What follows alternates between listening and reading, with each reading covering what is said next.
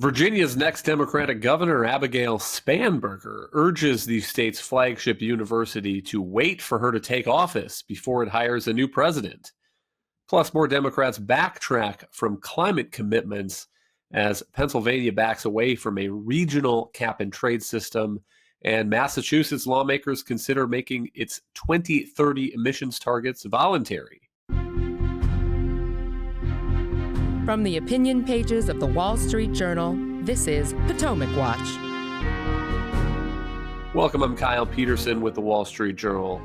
We're joined today by my colleagues on the editorial page, editorial board member Colin Levy and columnist Alicia Finley. Virginia Governor-elect Abigail Spanberger won't be sworn into office for 2 months, but she's already making official requests of at least one state board wading into this ongoing dispute between the University of Virginia in Charlottesville and the Trump administration, which had been investigating the school's diversity and equity initiatives, whether they might have violated federal law. In June, the president of UVA, James Ryan, stepped down under pressure, and the school's board has been searching for a replacement. But last week, Spanberger wrote in a letter to the school's board, quote, "I urge you to refrain from rushing this search process and from selecting the finalists for the presidency or a president until the board is at full complement." She went on to say that what she means by that is that she will have the opportunity then to appoint new members to the board and have them confirmed by the General Assembly. Let's listen to Spanberger speaking on CNN yesterday about what she's up to here. And so while we have been working together on the transition, I think there should be no surprises for the current governor, that I feel very strongly that not only should we have a governor who stands up for our academic freedoms and our institutions, but one that also allows for a non-political board of visitors to do right by the university and not do the governor's or the federal government's bidding. Colin, what do you make of this? Interesting that she says she wants the board not to do the governor's bidding, but she wants the board to wait until it has her own members appointed and their marching orders before it makes a move on a new president. Yeah, exactly. I think it's a pretty significant moment of overreach, Kyle. I mean, to be frank, this just isn't done, right? I mean, Abigail Spanberger's election night clothes are probably still at the dry cleaner, and she's writing letters instructing the University of Virginia board to basically punt on their responsibility to select a new president until she gets into office, and, to do that in a way that really disrespects sitting governor Glenn Youngkin. So, the letter that she wrote, which is ostensibly an effort to persuade the board to do her bidding, right? She says, I hope you'll wait until I get there. It's also bizarre because it suggests that their actions aren't as legitimate as they might be. So she's simultaneously asking them to wait for her, sort of extend this, courtesy to wait until she can get there, and then insulting them at the same time. But what she doesn't mention is that the vacancies that are on the board are also partially the result of stonewalling by the Virginia state legislature, which has refused to confirm, I think it's around 20 of Glenn Youngkin's nominations. So the thing's just, it's altogether really bold. She's attacking the board's judgment and integrity.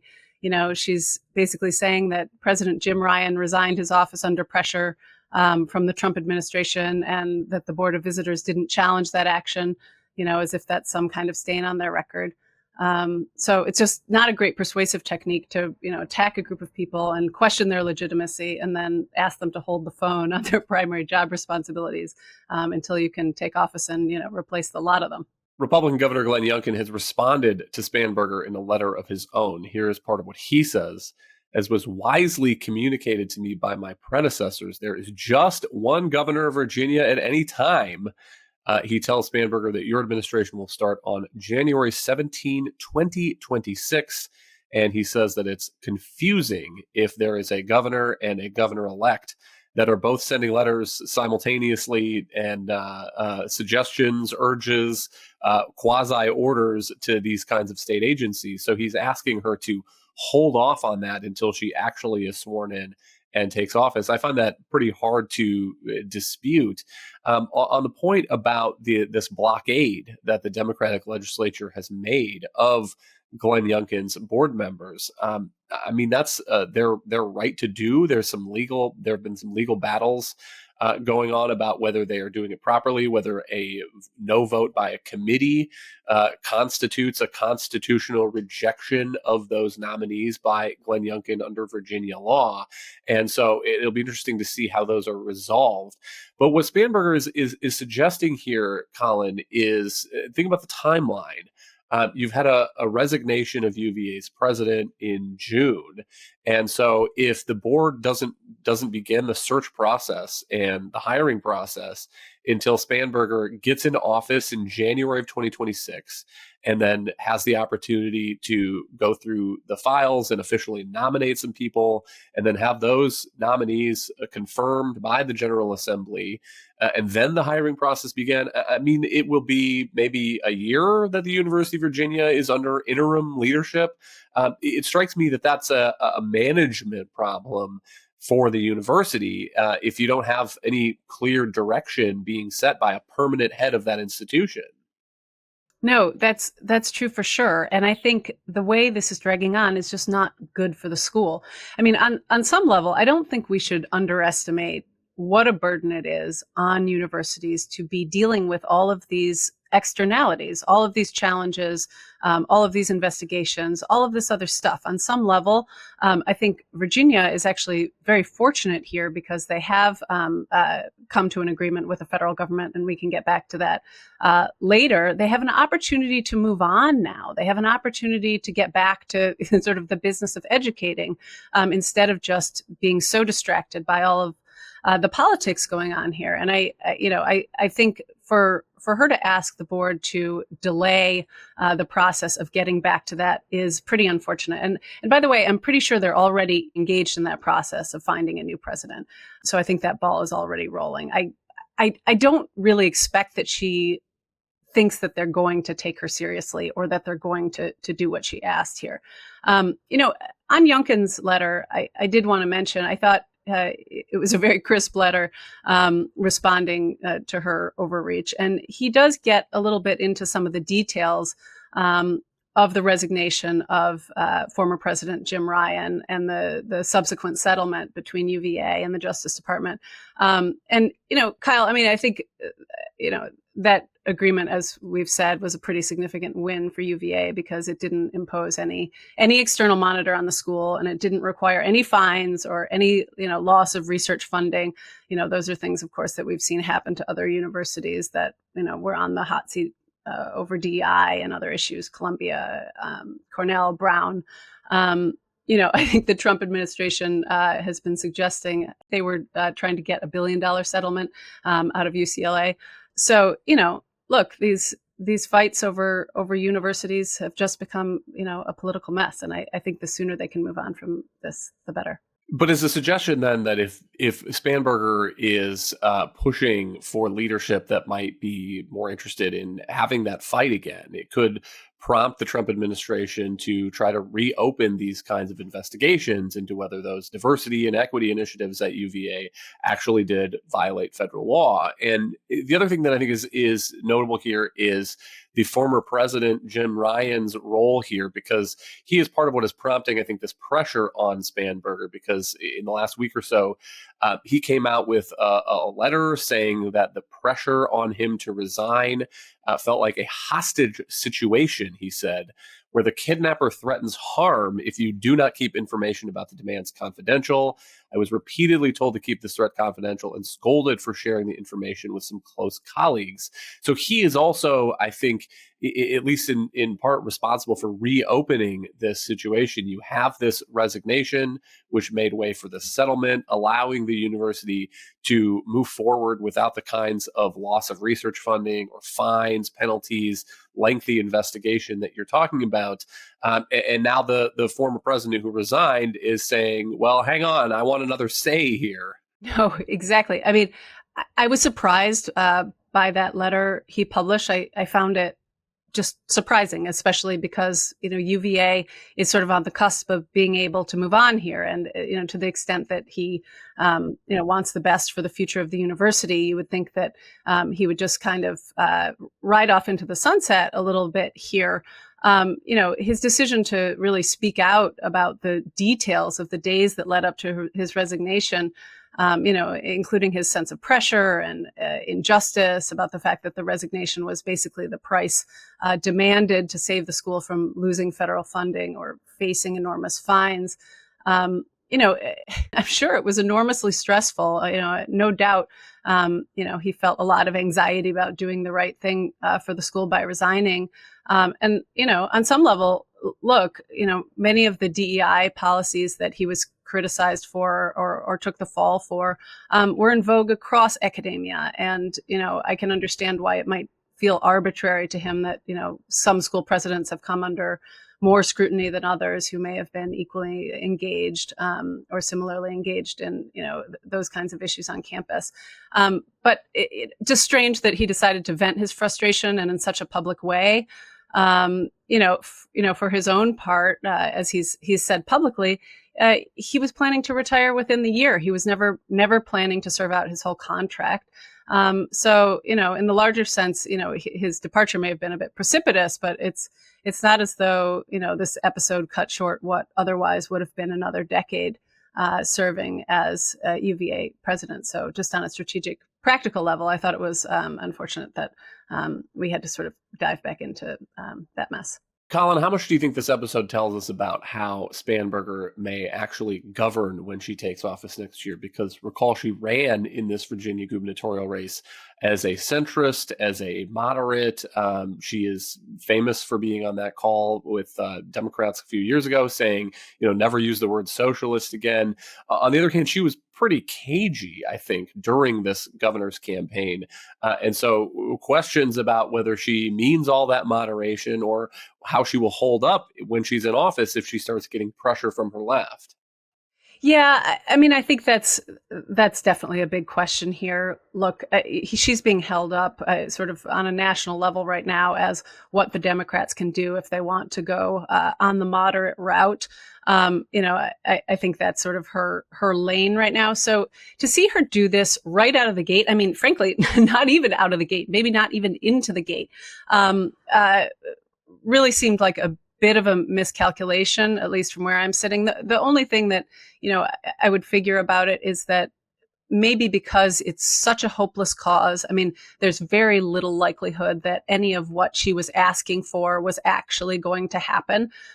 So it was almost like, a big show without actually like a lot of political traction, if you will. Maybe it was, I'm just guessing, an effort to sort of appease the left, and kick up a bit of a dust storm without actually having to do much about it. I don't think it's going to buy her a lot of goodwill in the long run because, Virginia is a state that I think respects tradition and respects decorum. And I think she definitely stepped out of her lane. After Bill Gates' recent turn on climate change, more news that the net zero movement might have hit its high watermark. Alicia, let's start in Pennsylvania, where the recent end of a 4-month budget stalemate between the legislature and Democratic Governor Josh Shapiro has resulted in an agreement for Pennsylvania to back off its attempts to join the Regional Greenhouse Gas Initiative, or RGGI.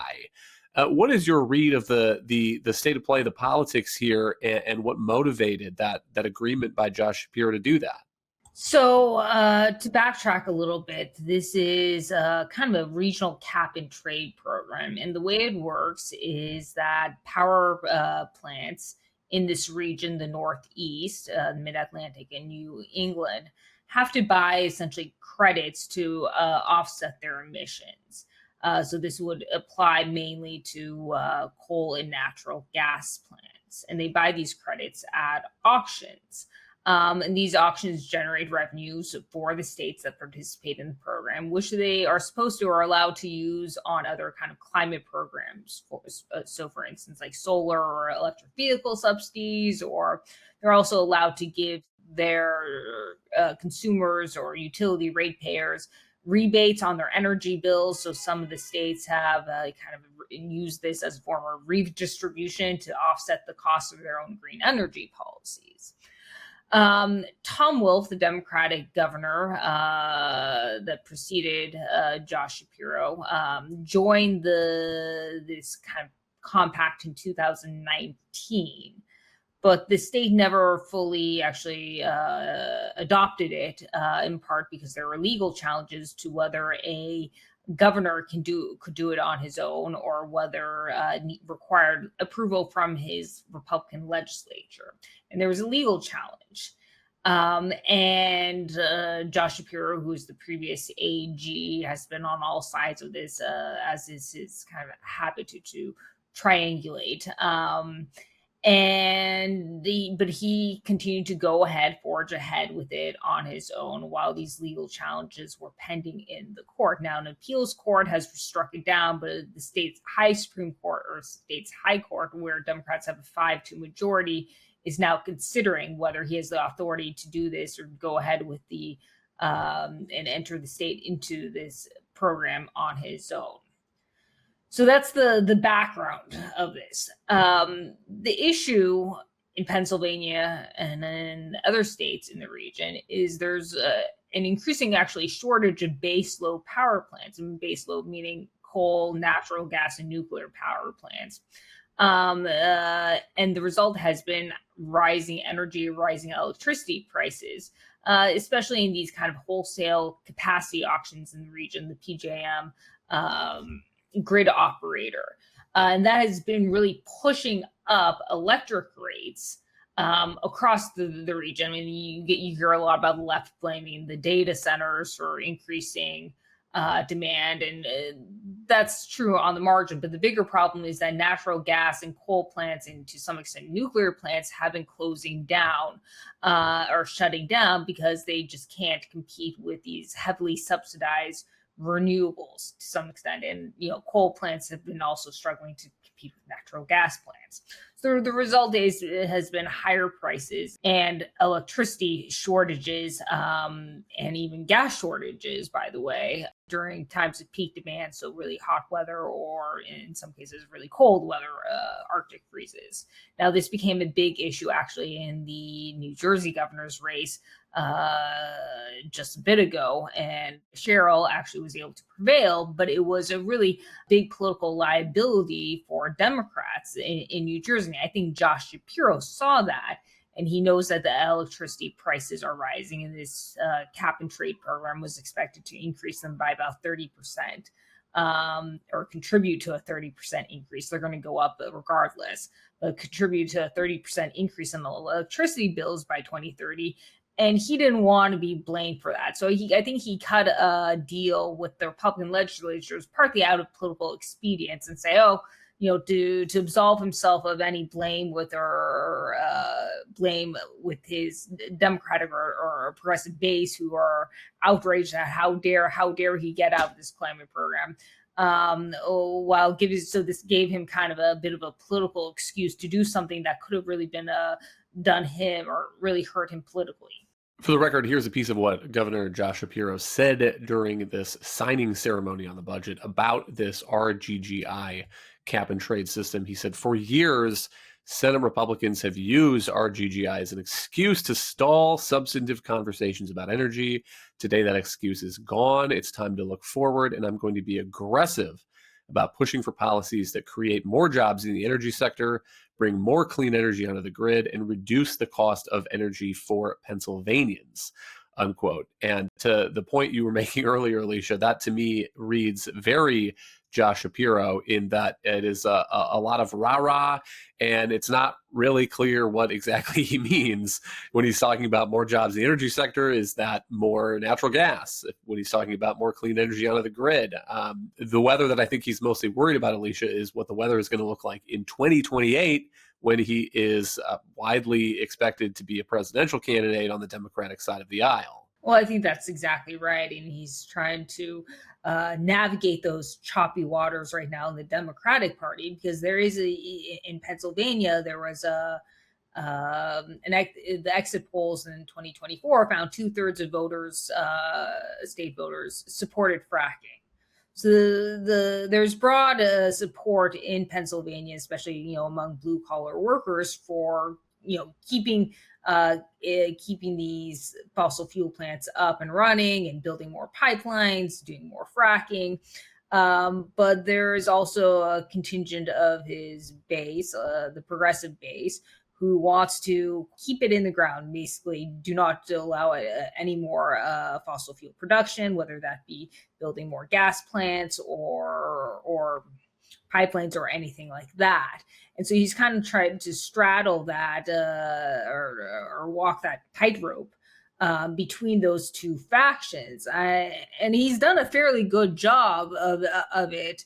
To his credit, in my view, he's done a better job than many other governors like Gavin Newsom, who's basically all but sold out to the climate lobby, no matter the cost that his citizens or Californians are paying for energy. And I think that California is a perfect example, where its electricity prices are double the national average. Its gasoline prices are about $1.60 more.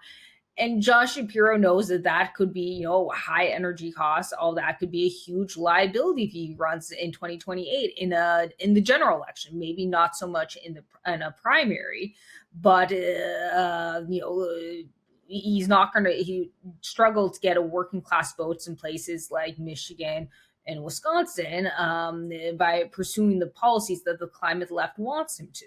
Part of what makes this interesting is the addition of more data points to this general trend. So the New Jersey governor's race, as Alicia mentions, where the cost of utilities, electricity became a real political issue, and I think a liability for the Democratic nominee, Mikey Sherrill, now in Pennsylvania, and then Massachusetts, where a few years ago, the Democrats in the state legislature enacted some pretty aggressive, I think, CO2 emissions targets for the year 2030.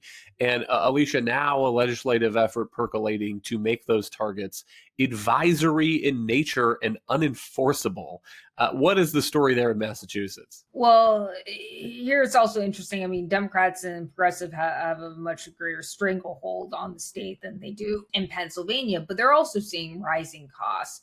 In Massachusetts, electric rates are up 72 or about 72% higher than the rest of the country. They've actually been increasing more than the rest of the country, and that's partly because, irony alert, that New York has basically imposed a blockade on natural gas plants, which means that it must, during the winter especially, it must get LNG from abroad. In the past, that's been Russia. LNG is now banned, so now it's Trinidad or other countries.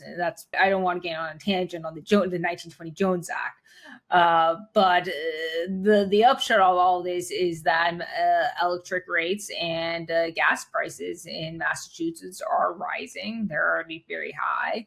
And the state's climate goals, which would have required the state to reduce its emissions by 50% below 1990 levels, just don't look to be achievable without any kind of draconian policies. And by draconian policies, I really mean like forcing people to ditch gas stoves, ditch gas heating for electric heat pumps and all that, which could also put more strain on the electric grid.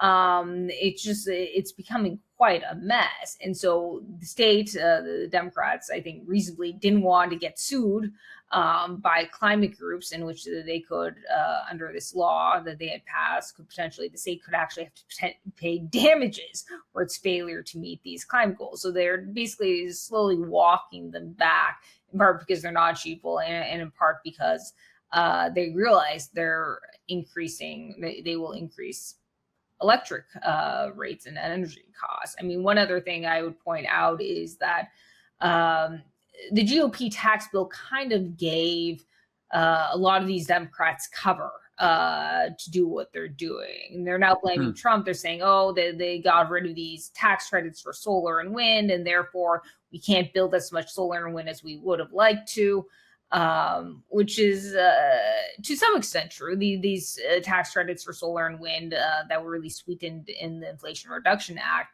were extremely generous and could offset a project's cost by 50% or even more. I mean, just as an aside, the Biden administration did a little favor for Martha's Vineyard by declaring it kind of a fossil fuel or energy community. And by that means that it allowed it to qualify for even bigger tax credits, because these quote unquote energy communities, which were supposed to be for places like West Virginia or Texas that, had more fossil fuel production. The idea was that they would get more tax credits so they can transition to solar and wind. But this was really just a naked play to help Martha's Vineyard make off their offshore wind cheaper. In any case, a lot of those projects aren't moving ahead now and or are becoming more expensive. And so Democrats are using the Donald Trump and the tax bill as an excuse to kind of do what I think they want to do anyways. Thank you, Alicia and Colin. Thank you all for listening. You can email us at pwpodcast@wsj.com. If you like the show, please hit that subscribe button, and we'll be back tomorrow with another edition of Potomac Watch.